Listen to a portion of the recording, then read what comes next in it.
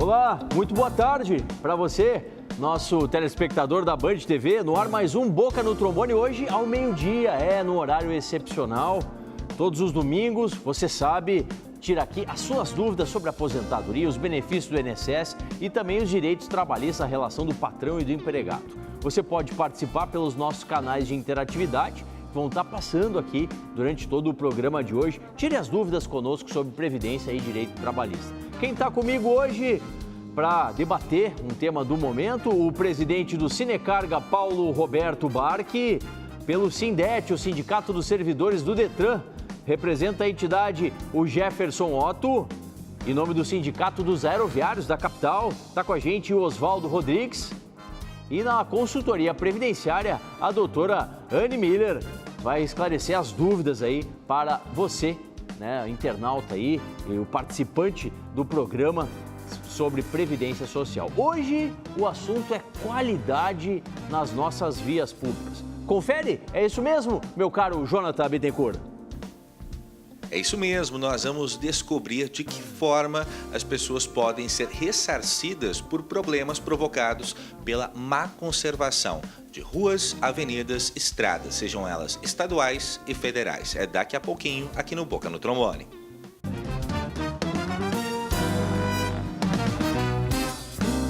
Todos os sábados na Rádio Bandeirantes você tem o espaço dos aposentados, dos pensionistas, dos trabalhadores e dos servidores públicos, com muita consultoria e a participação das entidades que representam as categorias. Boca no Trombone ano 29, muito mais espaço para os trabalhadores e servidores públicos.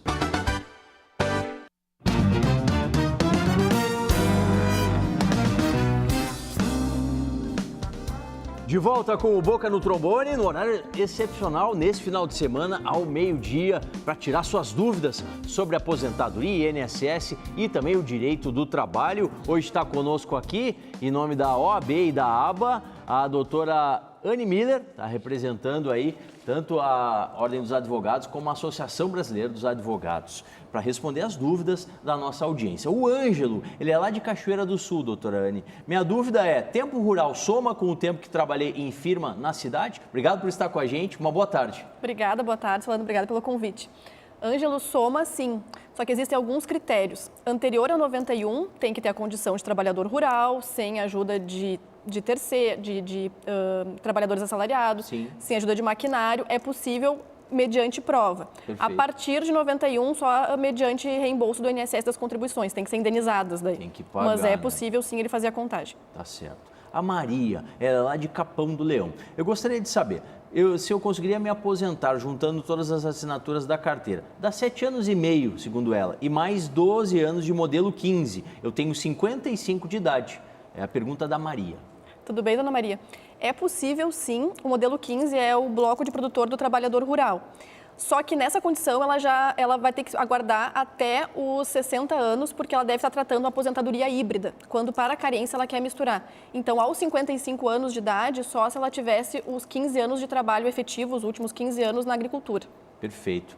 E a Osmarina Santana Vaz, vamos longe aqui, vamos lá para São Gabriel. Ela tem 55 anos de idade e 15 anos de contribuição e quer se aposentar. Já pode? A dona Osmarina, ela deve falar da aposentadoria rural também. Ela já tem a carência urbana, que são os 15 anos. Ela vai precisar atingir o critério etário dos 60. E aí se aposentar por idade aos 60. Tá certo. Doutora Anne segue respondendo as dúvidas. Mande pra gente aí perguntas sobre previdência e também direito do trabalho. Bom, vamos falar sobre o tema do momento. Quem vai ampliar pra gente é o nosso produtor e repórter, Jonathan Bittencourt. Um bom dia a todos. Que as condições das vias públicas não são das melhores, não restam dúvidas. No entanto, de que forma a legislação ampara quem é prejudicado pela má conservação das ruas, das avenidas, das estradas, sejam elas estaduais ou federais? E é para falar sobre isso que nós temos a companhia do Dr. Pedro Bastos Lund para elucidar um pouco esse assunto que envolve muito a vida, o cotidiano da gente. E o primeiro questionamento é justamente esse, de que forma as pessoas podem obter uma reparação e de que forma a legislação trata do assunto. Bom dia. Bom dia. As vias públicas são de responsabilidade do ente público que está supervisionando ela. A manutenção também. Então, quando há algum buraco, alguma falta de pavimentação, falta de sinalização, a responsabilidade do órgão público é indenizar o condutor ou o veículo que tiver algum dano em decorrência disso. A forma de fazer isso é através, primeiramente, administrativa, ou seja, a gente postula via administrativa no órgão responsável essa indenização, juntando boletim de ocorrência, fotos do local que comprovam esse dano e orçamentos, juntamente com a documentação do veículo, e, posteriormente, o órgão público faz análise se tem o canal de comunicação e, se for negado, se pode procurar via judicial o ressarcimento dessas despesas. Quais são os tipos de ações mais comuns relacionadas a isso, a essa demanda, tratando da pavimentação das vias públicas? Geralmente é o reembolso por pneu furado, por amortecedores, até por próprios acidentes causados devido ao buraco, que daí vem o veículo a colidir com terceiros. E é mais raro, mas tem a questão de algum dano na questão física da pessoa, a pessoa se acidenta e aí postula também o reembolso de despesas médicas. Perfeito, então muito obrigado, doutor Pedro Bastos Lund. Passo a palavra para vocês aí no estúdio. Pois é, a crise no asfalto, seja dentro das cidades, seja nas estradas, realmente está precarizado. Vamos trazer aqui especialistas, os nossos debatedores trabalham, alguns deles com o tema, né, e outros que circundam também as estradas, como todos nós, né? Presidente Paulo Barco, começo por você, né? Trabalhadores de carga seca estão diariamente, diuturnamente com essa questão, a precarização no asfalto. Tem saída? Tem solução? Obrigado por estar com a gente, bom dia. Bom dia, boa tarde. Hoje Isso, nós estamos hoje a gente chegando tá na casa... em meio indefinido, né? Tem gente que já almoçou, tem gente que não almoçou, então tá valendo os dois. Estamos chegando hoje na casa dos nossos telespectadores no horário do almoço. Espero que a pauta não seja tão indigesta. Tomara que não, né? Tá. Mas nós, operadores do transporte rodoviário, temos um problema sério que em vários programas aqui já relatamos. E hoje o tema oficial veio a ser este. As ruas da nossa capital estão provando que cada vez mais o poder público ou não tem interesse político ou não tem verbas para investir ou para consertar ou até tapar buracos. Porto Alegre é uma via, parece uma peneira, de tanto buraco que tem. As estradas não ficam longe disso. E volto aqui a dizer, as que são pedagiadas ainda são um pouco melhores. Sim, sim. As que são pedagiadas. As que não são pedagiadas estão jogadas ao relento e agora nós, no inverno, com a época mais de chuva, pioram mais ainda. Eu vi na matéria ali, colegas aqui de mesa e doutor Solano, que o nosso entrevistado fala de como pedir ou se pode se pedir isso. A culpa é do governo que está assim? A culpa é dos usuários? Com certeza, nós temos que fazer tanto uma reforma tributária, uma reforma política, porque não tem mais. A gente vê nos orçamentos que não tem condições nenhuma de investimento. Verdade. O que fazer daqui para frente, doutor? Pois é. O que fazer, por exemplo, Jefferson Otto, na questão da nossa freeway? Né? A gente tem um problema já instalado, porque tivemos aí a anterior concessionária, a Concepa, né? Que foi denunciada, inclusive, né? Tá, o Tribunal de Contas da União aí, com um patamar aí superior a 70 milhões de reais de valores recebidos indevidamente, né, por parte da concessionária. Isso é um problema até porque hoje está indefinido. O verão, olha, daqui a pouquinho está chegando, o fluxo na rodovia aumenta muito. Como é que vai ficar essa questão? Obrigado por estar com a gente. Um bom dia, uma boa tarde a ti. Então, bom dia e boa tarde também, Solano, aos telespectadores do programa, aos demais debatedores da mesa. É uma excelente pergunta, né? Essa é uma pergunta que a sociedade está se fazendo. Como tu bem apontaste, Solano, o TCU, né, o Tribunal de Contas da União, na sua atividade principal de fiscalização e de controle, ele fez esse apontamento aí com relação à Concepa, né, de lucros irregulares, né, na casa de 72 milhões de reais, mais ou menos, aproximadamente. E hoje a gente está com esse impasse, né? Não há ninguém sob a administração da concessão da rodovia, da freeway. E aí a gente começa a perceber algumas questões, né? Como, por exemplo, A gente está passando um pouquinho de 30 dias, né? Foi dia 13 de julho, agora hoje dia 5 de agosto, né? Então a gente tem um pouquinho mais de 30 dias e a gente já tem mais de 300 buracos ao longo de toda a via. Veja que o contrato, ele previa que a condição asfáltica ela deveria estar em boas condições 8 anos após o fim do contrato. Vê só. 8 anos, e a gente está falando de 30 dias, e a condição já é bem precária, né? Então já temos mais de 300 buracos ao longo da via. Surge aí a EGR, por enquanto, como uma das alternativas, né? Um contrato, entre aspas, tampão, como se diz num primeiro momento, e acho que é de se avaliar, né? Veja, eu estive recentemente lá em Gramado com a minha esposa, né? Eu sou um profissional da área de trânsito, sou especialista na área, minha esposa também. A gente foi durante o dia, né? É bom fazer essa ressalva, mas não tenho nenhum apontamento para fazer ele. RS 239 e RS 115 estavam em excelentes condições ali, administrados pela EGR até então. Deixa eu ver com o Oswaldo Rodrigues. Oswaldo, você é do setor aeroviário, né? Expertise grande, com muitas experiências nessas questões do setor aéreo. Mas o setor rodoviário tem essa característica, né, de ser o prevalente dentre os sistemas que temos de deslocamento no país. Você entende também que não ter uma política adequada para a organização das estradas no país acaba ocasionando isso que a gente está debatendo, quer dizer, a precarização do asfalto? Bom dia e boa tarde também a todos, né? Nós estamos entrando nessa seara, nesse momento, na questão de concessões no Brasil, né? O setor aéreo, quero dizer, em relação aos aeroportos. O aeroporto de Porto Alegre foi privatizado a partir do início desse ano. E as rodovias pedagiadas, elas são uma concessão pública. Uma concessão pública. Existe uma legislação específica para regulamentar isso. É assinado um contrato. Isso já é previsto antes, quanto a empresa vai faturar, o que ela vai ter de lucro e como... Claro.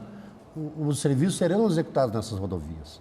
E nós deixarmos chegar ao ponto que chegou, para simplesmente debater isso depois do término do contrato, por conta, o TCU impede. Isso aí tem que ser previsto antes. Se acontecer alguma irregularidade, se a Concepa teve um lucro exacerbado em relação ao que foi acordado no contrato, a empresa tem que ser autuada por isso já durante o seu cumprimento, antes de terminar o contrato, entendeu? Então, o que há em relação às rodovias no Brasil e a qualquer concessão pública, isso Sim. não é privilégio simplesmente do setor rodoviário, é a má gestão desses serviços. Uma concessão pública ela é dada quando o Estado não tem condições de prestar esse serviço para a sociedade. Então, o Estado tem que ter a obrigação mínima de fiscalizar isso e o cumprimento daquele contrato. A gente falava e as agências reguladoras, desculpe, doutor. Sim. Não, é pertinente. E a NTT? Falou alguma coisa até agora? As agências não funcionam no Brasil, né, Paulo? Exatamente. Não funcionam. Eu vejo a NTT, e estou dando o exemplo dela, como poderia dar qualquer agência reguladora, por exemplo, das telecomunicações. A ANAC não funciona no setor aéreo? A ANAC está uma briga com a OAB por causa disso. Né?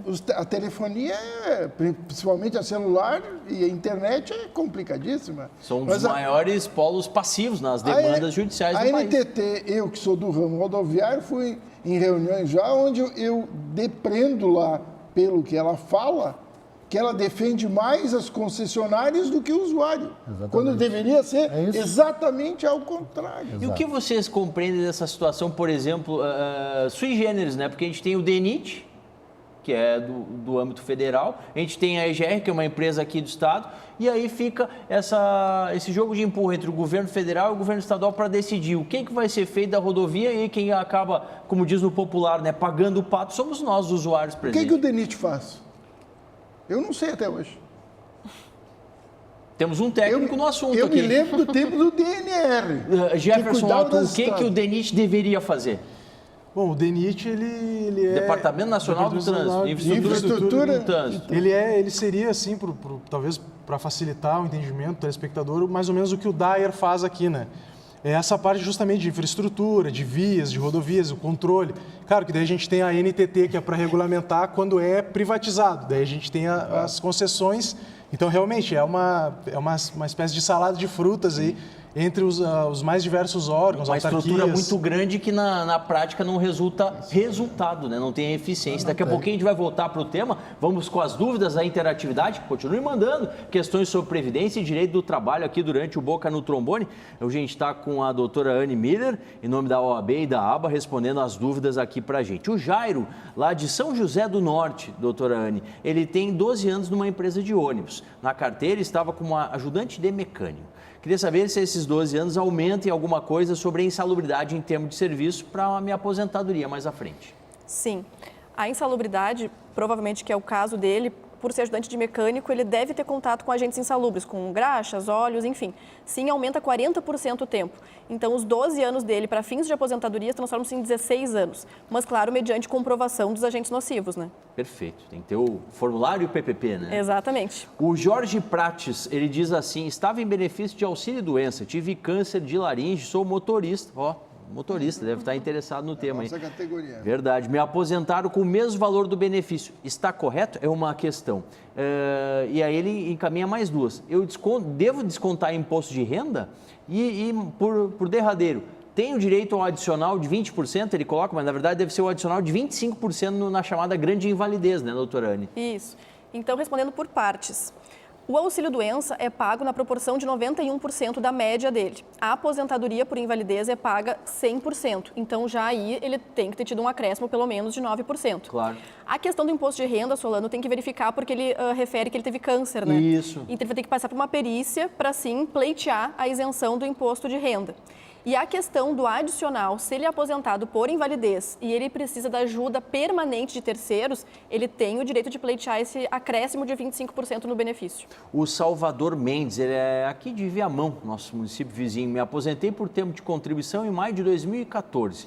Tinha 54 de idade e o fator previdenciário me tirou cerca de 40% do cálculo da média. Duro esse fator previdenciário. Teria direito a 100% do cálculo pelo fato de que já estava trabalhando na época da lei anterior, né, ao fator previdenciário? Ele coloca entre parênteses assim, o direito adquirido? O direito adquirido se confunde muito com o direito adquirido dos regimes próprios do servidor público, né? Nesse caso, em 2014, ele ainda não consegue se favorecer daquela lei, daquela regra dos 85, 95, que não pega o fator. Então, a princípio, ele pode pedir uma revisão pela atividade dele, enfim, para tentar majorar o tempo, mas o direito adquirido, no caso dele, não. Porque se ele implementou os requisitos e requereu a aposentadoria em 2014, a regra dos 85, 95 começou a vigência em 2015. Sim. Então, ele não teria direito a se beneficiar. Infelizmente. Exceto ele fizer uma revisão, enfim, que aumente o tempo e ele consiga daí um valor melhor, né? Junto à sua documentação, leva para um advogado poder analisar, né? Isso. Melhor saída. Daqui a pouquinho a doutora Anne continua respondendo as dúvidas de vocês, nossos telespectadores. Vamos voltar para o debate? Oswaldo Rodrigues, do Sindicato dos Aeroviários aqui da capital. Seria então, a gente falou bastante aí sobre as múltiplas funções, né? Até o Jefferson ilustrou bem corretamente uma salada de frutas, né? DENIT, a NTT. Seria a hora, então, de no país, então, em outubro tem eleições aí, seria a hora da gente reorganizar? Seria a hora de se enxugar a máquina pública para a gente ter eficiência? Está lá na Constituição, tem que ter eficiência. Esse é o grande dilema que a gente vive hoje, né? Nós precisamos de reformas em todas as áreas, né? Desde a política, tributária, previdenciária, entendeu? Várias áreas nós precisamos disso. O que existe, na verdade, o companheiro Paulo falou sobre a falta de recursos. Não é a falta de recursos, né? É que o dinheiro some.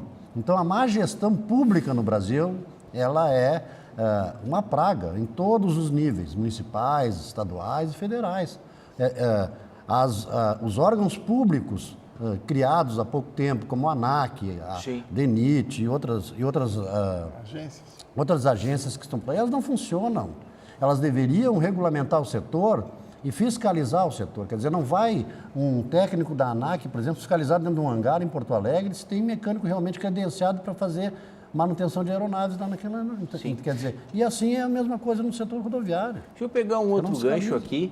Até o presidente Paulo Barco falou antes, olha, as estradas, algumas são boas, aquelas pedagiadas em especial. Exato. Jefferson Otto, o pedágio, ele é realmente uma necessidade? O pessoal meio que faz a cara torta, né? Não gosta, tô indo para a praia, tem que pagar o pedágio e tal. Mas não é algo que realmente permite que nós, contribuintes, tenhamos uma contraprestação de serviço mais adequada? Sim, perfeito.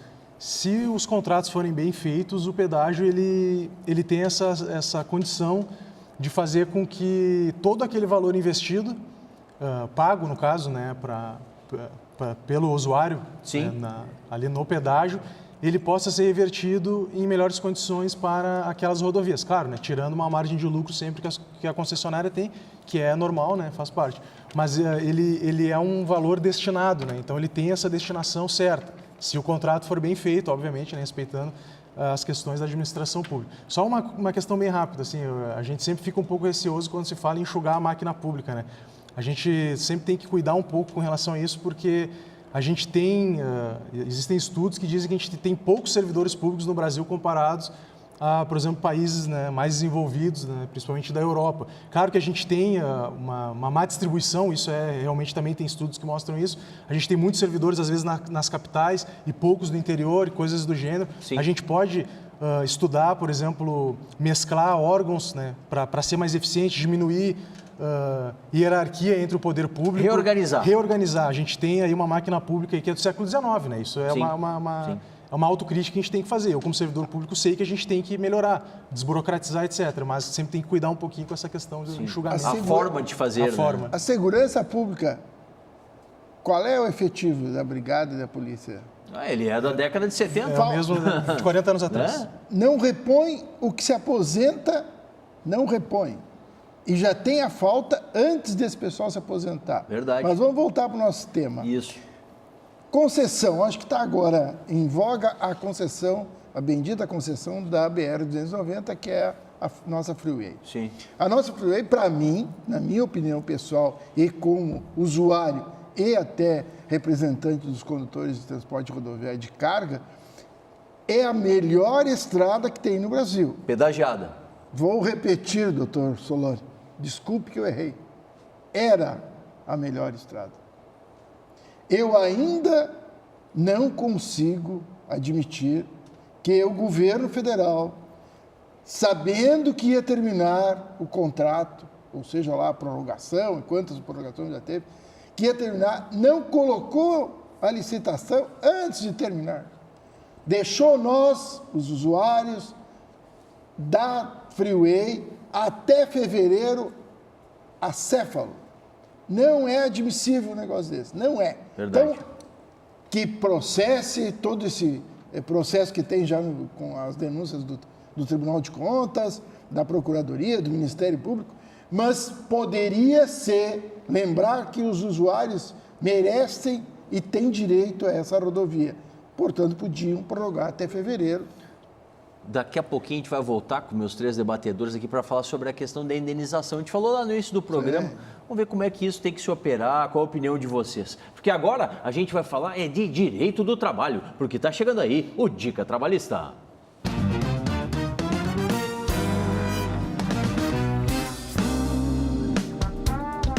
Muito bom dia, doutor Paulo André Solano, muito bom dia aos amigos do Boca e aos nossos queridos telespectadores. Doutor Solano, no Dica Trabalhista de hoje, nós vamos responder as dúvidas enviadas pelo final do telefone 7817. Ele diz que é técnico de segurança do trabalho. A empresa onde ele trabalha é uma terceirizada e não tem transporte público no horário em que ele tem que atender o cliente dessa empresa terceirizada. Nesse caso, ele vai com o carro dele e recebe um auxílio transporte para pôr gasolina. Porém, a empresa desconta 6% sobre o salário básico dele e ele quer saber se isso está correto. Bom, a Lei 7418, lá de 85, foi a lei que instituiu o Vale Transporte. E essa lei permite ao empregador descontar 6% do salário do trabalhador, certo? É um desconto legal, é um desconto que está previsto na lei e, portanto, ele independe da vontade do trabalhador. Porém, essa lei é restrita ao fornecimento do Vale Transporte. Logo, se a empresa está fornecendo uma ajuda de custo, um auxílio transporte, a empresa não terá uma autorização legal para descontar esse 6%. Portanto, a empresa estaria errada em promover esse desconto de 6%. A menos, é óbvio, que você tenha expressamente autorizado ou que haja na norma coletiva, na convenção coletiva da sua categoria, alguma previsão para o desconto. Se não houver, a empresa não poderá descontar por ausência de previsão legal, tá certo? O Antônio Aires da Rosa, de Santa Maria, ele gostaria de saber se tem direito ao saque do PIS. Ele disse que trabalhou entre o período de 71 a 88 e também nos refere que já é aposentado desde 2010. Sim, seu Antônio, o governo editou uma lei, a Lei 13.677, agora de 2018, que possibilita, que estende a possibilidade de saque dessas cotas de fundo do PIS para quem ainda não fez o saque e tenha trabalhado justamente nesse período, de 71 até 88. Procure uma agência da Caixa Econômica Federal aí da sua cidade e faça o saque. Doutor Solano, por hoje era isso. Um bom dia a todos. Obrigado, doutor Marcelo. Esse é o Dica Trabalhista, sempre respondendo as dúvidas que você, nosso telespectador, encaminha para a gente. Mais interatividade sobre Previdência, hoje com a doutora Anne Miller, que representa a OAB e a ABA aqui no Boca no Trombone. Ela é CID de Porto Alegre, doutora Anne. Ela manda uma pergunta grande, diz que é funcionária pública, tem 30 anos de trabalho e o que ela, em suma, quer saber, se pode receber a licença-prêmio após a aposentadoria numa única parcela. Dona Alessi, sim, a senhora pode. O STJ já definiu que é considerada uma parcela indenizatória, só que de forma administrativa, se ela pleitear, vai ter o parcelamento. Se ela judicializar, ela vai receber uma parcela só por RPV ou precatório. E o Ivan Rodrigues, ele é lá de Pantano Grande. Estive em benefício por 5 anos, quando eu entrei, a empresa tinha me demitido. Gostaria de saber se mesmo que a carteira não ficou assinada nesse período, conta o tempo para a aposentadoria. A dúvida do Ivan. Conta, Ivan, já teve uma discussão muito grande, só que eu vou te alertar que depois que tu saiu do benefício do auxílio-doença, tu deves pagar uma contribuição para validar esse tempo em benefício para aposentadoria. Tá certo. Vamos continuar com o nosso debate aqui, a precariedade do asfalto. Oswaldo Rodrigues, além do asfalto, tem a própria, na questão aqui da Freeway, que a gente está debatendo desde o início do programa, né? Dos outros serviços, a questão da saúde, o atendimento ali, o pronto atendimento está precarizado também. Pronto atendimento, guinchos, nós não temos acesso, por exemplo, na Freeway, onde tu vai procurar ajuda, né? Tu vai ter que fazer uma ligação, principalmente na área da saúde, a área crítica de um acidente, a gente não tem ali. E eu penso que todas as cobranças de um serviço público tem que ser feito sem deixar para depois, entendeu? Verdade. O serviço público tem que ser prestado e com qualidade, sem se está sendo remunerado por isso, entendeu? E sem ranço, né, Jefferson Otto? Quer dizer, falaram do nome da EGR, já teve gente que olhou de cara feia. É verdade, algumas entidades empresariais se posicionaram, né, contra que a EGR assuma ali, mesmo que de forma provisória, ali a 290, né, Freeway. E a gente tem um ranço ideológico, né? As entidades empresariais, às vezes, dizendo que o servidor público, nada que é público presta. E, por outro lado, às vezes, né, os órgãos públicos, dizendo que todo empresário faz conchavo, que todo empresário ele sonega impostos. Isso é mentira, ambos estão errados. Claro. E eu sei que quem está nos assistindo agora, no horário do almoço, está cansado desses ranços ideológicos. O pessoal está preocupado em colocar comida na mesa, está preocupado com os 13 milhões de desempregados, com mais de 60 milhões de pessoas que estão no SPC e no Serasa. Então, a gente precisa unificar. Não, chega de ranço. Sem ranços, né? E também vamos estimular, né, presidente Paulo Barca? Iniciamos o programa falando sobre ressarcimento de quem sofre algum prejuízo na hora de usufruir aí do asfalto. Somos entusiastas disso, né? Com certeza. Você que quebrou a roda, você que quebrou a suspensão, você que flochou o embuchamento do seu veículo por causa de buracos, seja nas ruas de Porto Alegre, nas ruas da sua cidade ou na estrada, não esqueça. Tem que pedir ressarcimento. Tá certo. Paulo Barque, Jefferson Otto, Oswaldo Rodrigues, Anne Miller, muito obrigado. Acabou. Ponto final no Boca no Trombone. Bom almoço para quem está almoçando. A gente volta na semana que vem de novo aqui no horário do meio-dia com o Boca no seu ano 29. Muito mais espaço para os trabalhadores e para os servidores públicos.